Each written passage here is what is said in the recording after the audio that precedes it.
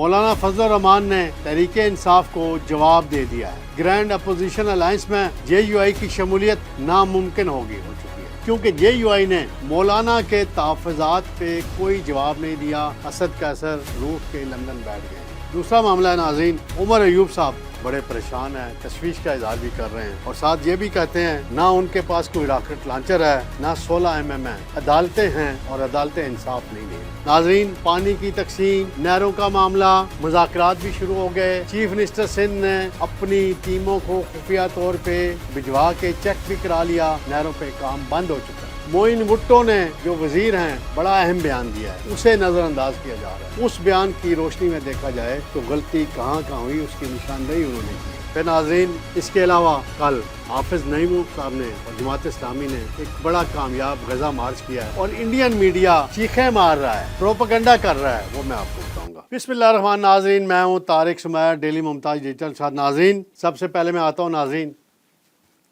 میں نے چند دن پہلے ہی اپنے پروگرام میں بتا دیا تھا کہ جے یو آئی جو ہے اور مولانا فضل الرحمان صاحب وہ پی ٹی آئی کے ساتھ کسی صورت اتحاد نہیں کریں گے اور کسی اس احتجاجی تحریک کا حصہ خود نہیں بنیں گے جس کے ذریعے وہ کہتے ہیں، محمود خان اچکزئی کہتے ہیں یا پی ٹی آئی کی قیادت کہتی ہے کہ ہم حکومت کو گرائیں گے۔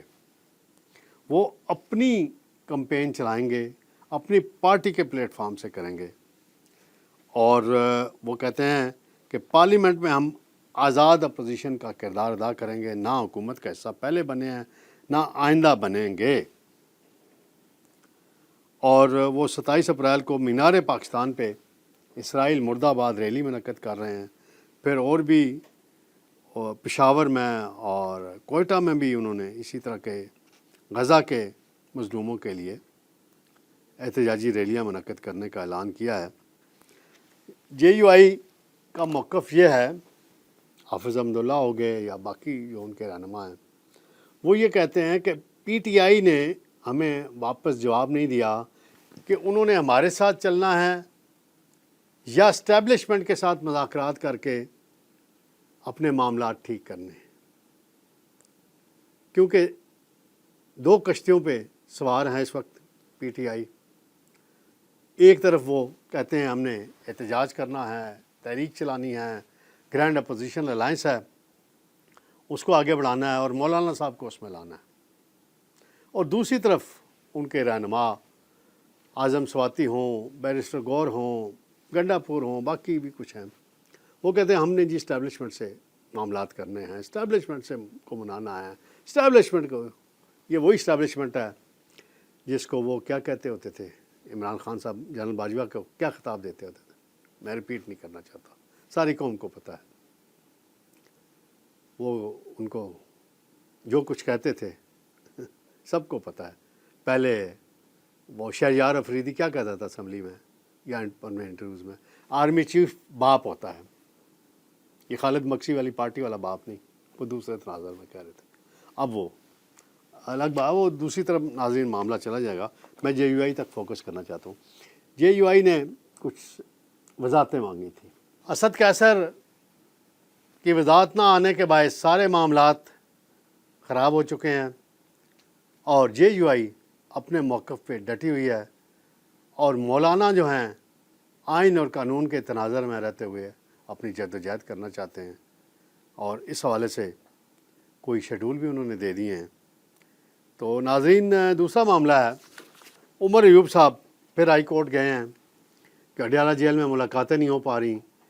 جمعے والے دن بھی وہ گئے تھے ہائی کورٹ، لیکن ابھی تک سماعت کے لیے کیس مقرر نہیں کیا گیا، اور عمر ایوب صاحب کا کہنا ہے کہ ہم عدالت کا ہی دروازہ کھٹکھٹا سکتے ہیں، نہ ہمارے پاس کوئی راکٹ لانچر ہے، نہ 16 ہے، ہم قانون کا احترام کرتے ہیں۔ بالکل درست بات ہے۔ سیاسی جدوجہد میں اور سیاسی پارٹی کو یہی کرنا چاہیے۔ کاش عمر ایوب صاحب آپ 9 مئی سے پہلے اپنے لیڈر کو یا پی ٹی آئی کی باقی لیڈرشپ کو صحیح گائیڈنس دے دیتے تو پھر یہ حالات نہ ہوتا، یہ والے حالات نہ ہوتے، اور پھر آپ شکوے شکایتیں نہ کر رہے ہوتے، بلکہ وزیر توانائی کے عہدے پہ کام کر رہے ہوتے اور انجوائے کر رہے ہوتے اپنی منسٹری کو۔ بہرحال یہ ایک الگ معاملہ ہے۔ नाज़रीन, पानी का तनाज़ा जो है सिंध और पंजाब के दरमियान बड़ा हार्ड इशू बना हुआ है, और आज इरसा ने एक स्टेटमेंट इशू किया है पानी की कमी के हवाले से, और उसमें जो सूरत हाल बेहतर हुई, हालिया बारिशें कुछ हुई हैं। वो कहते हैं कि सिंध और पंजाब का पानी बढ़ा दिया गया है। पंजाब को पानी की फराहमी 23,800 क्यूसेक से बढ़ाकर 64,800 क्यूसेक कर दी गई है। सिंध को पानी की फराहमी 10,000 क्यूसेक से बढ़ाकर 45,000 क्यूसेक कर दी गई है। बलूचिस्तान की फराहमी 5,500 क्यूसेक, जबकि KPK को 1,900 क्यूसेक है रिक्वायरमेंट है। खरीफ के लिए पानी की कमी का तखमीना 43% से कम होकर 27% पर आ गया है। इरसा नाज़रीन एक ऐसा इदारा है जिसमें चारों सूबों की नुमाइंदगी है और रूल्स उसके बने हुए हैं आइन और कानून के मुताबिक। और 1991 में नवाज शरीफ साहब के दौरे हुकूमत में एक वाटर रिकॉर्ड हुआ था, वो बड़ा कामयाब हुआ था और उसके नतीजे में सूबों के इख्तलाफात ख़त्म हो गए थे। ये भी उभरे हैं ग्रीन इनिशिएटिव के बायस। उसमें गलतफहमियाँ ज़्यादा फैलाई गई, प्रोपेगेंडा बहुत किया गया और सियासत बहुत की गई। अफसोस है कि कौमी मनसूबा कोई भी आता है तो सियासत की नज़र कर दिया जाता है। मोइन भुट्टो हैं, आबी वसाइल के वज़ीर, हाल ही में बने हैं।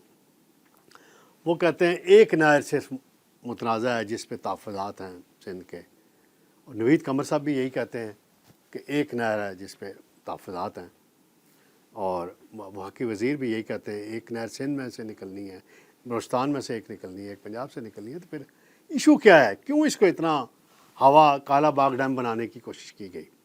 पीपल्स पार्टी का मसला ये था कि सिंध के अंदर जो कौम परस्त सियासी जमातें थीं वो उभर कर सामने आईं, वो सड़कों पे आईं।